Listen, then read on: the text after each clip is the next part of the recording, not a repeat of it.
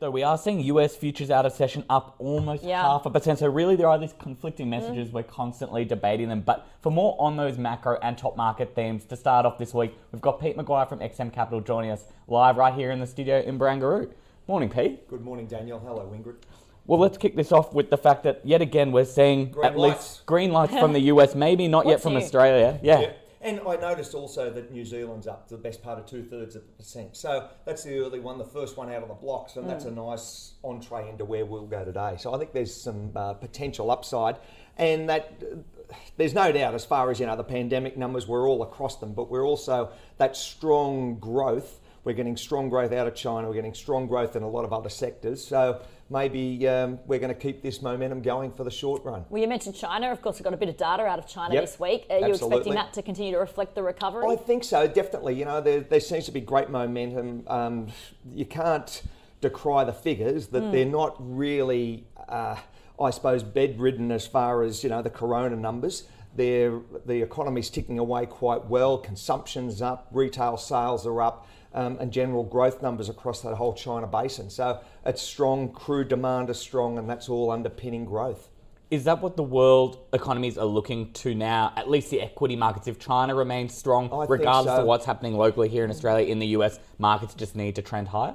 Well, we're connected to China, as we know. So there's the storyline that will get dragged up by that. As far as the US is concerned, where do you draw the numbers? I mean, I watched this morning early television. They're saying, we've got 31, 32 million people that have probably been infected by COVID. You've still got 300 million to go.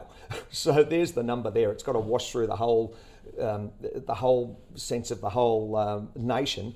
If you get to about 50 or 60%, then you've got some form of herd immunity. So that's where it's a work in progress. No one knows. If we get a vaccine, then that's going to really take a big hit as far as a lot of those the gold market and so on. But if we don't get the vaccine, then I think it's onward and upward for a lot of it. Do you think market watchers have to be somewhat epidemiologists at the moment in order to understand catalysts? I mean, how much is the virus sort of acting as a catalyst for markets? Or do you think somewhat we're looking past it? Oh, we're looking past it to some extent, but if we get second waves and third waves and we get big increases, if Melbourne really becomes an epicentre and then we see that contagion build into New South Wales, just say from domestically, then that's going to, I think, put a handbrake. If you see the US numbers really ratchet and go to 80,000, 100,000 a day, then I think that's got to have some impact as far as an election and, of course, what it does to the general economy. Just a question on the Aussie dollar as well, because obviously here at home we're seeing these increased virus cases, as you mentioned. That's got to have a real impact on the economy, because we are seeing lockdowns reinitiated in Melbourne. GDP numbers shrink. Clearly.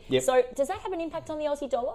If China can remain very strong over the next, say, quarter, I think that will keep the dollar relatively okay. But if the numbers really crimp here and crater, then I'm sure it's going to have an impact and you're going to see possible softness, maybe a cent or two downside. You may see more. It just depends on how great these numbers are. We're in uncharted territories and no one really knows the big picture. It's incredible that we say it would need to be an 80,000 or 100,000 read daily US cases to start to register some concern when we're already seeing many days now well over 60,000. Absolutely. I think we saw 66,000 yesterday. The numbers out of Florida are just incredible. So, let's just see what happens. Hopefully, it's beyond words, isn't it?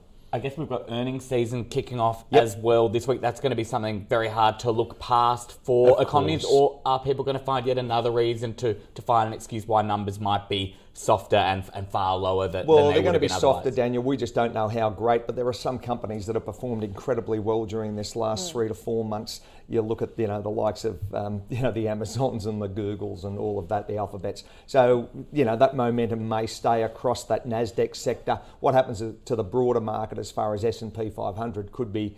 We'll start to see some rocky roads ahead, but it's a wait and see. No one's really got a number. It's like non-farm payrolls. Is it going to be negative 3 million or is it going to be plus 5 million? Well, it's somewhere in between. And how much is there a lag as well? Because this reporting season numbers will be interesting, but it's almost the next ones that'll be the real killer. I think you're exactly right. And as that wears on, we've got to see how this goes, and that's going to lead into naturally the election campaign. Yep. So it's going to be a very interesting 100 days from here. Well, we've got to ask you about commodities, Pete. Yep. What are you watching here? Gold, of course, is the obvious one. Gold, have a look at it. As long as the US dollar doesn't get derailed, and if US dollar actually does get sold off and we do something dramatic out of the Fed, which I don't think is going to happen in the short term, then I think gold's onward and upward. It's broken through that 1800. It's consistently above it over the last few days. So I think it's got to be an 1840, 1850 handle. Crude's had a nice run up. You know, that's just from I think from a global standpoint, we're up around about 18% this quarter because we've got a JMMC meeting, which is OPEC plus, later in the week. Now that's up 1 million barrels or 1.5 million barrels a week as far as consumption. So that's a huge number. We'll be up at 95.7 million barrels as far as consumption. And we have a meeting, I think, on Wednesday or Thursday. It's going to be an online meeting. But that really, as long as compliance is led, there seems to be a very strong recovery. And crude is a great barometer to show us economic conditions globally.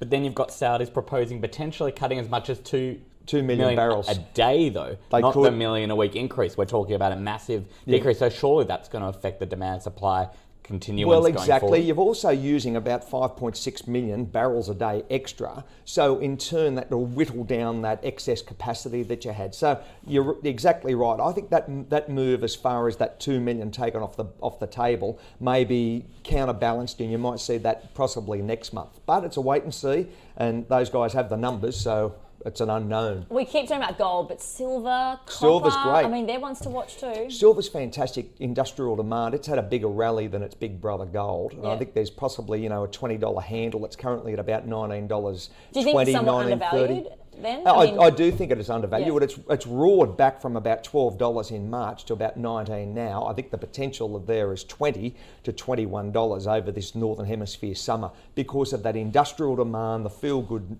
notion, and of course Big Brother taking it forward. So I think there's upside, and it seems to be a fairly hot commodity to trade. Is that enough upside for investors to want to get in near these increasing prices? If there's a 10% cap potentially, but there's just so many unknowns on the horizon when it comes to the economy. Well, there's one thing for sure. We are not raising interest rates in the short to medium term, and they could be pushed out to 2023. Now, we're at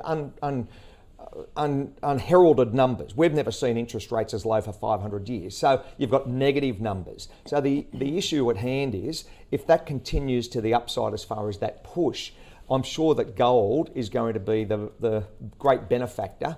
And why can't it hit a $2,000 number? Because there's just so many bad news stories as far as currency, as far as interest rates and forecasts moving forward to push it higher. The only thing that really gold's got to worry about is if they find a vaccine, and vaccine quickly.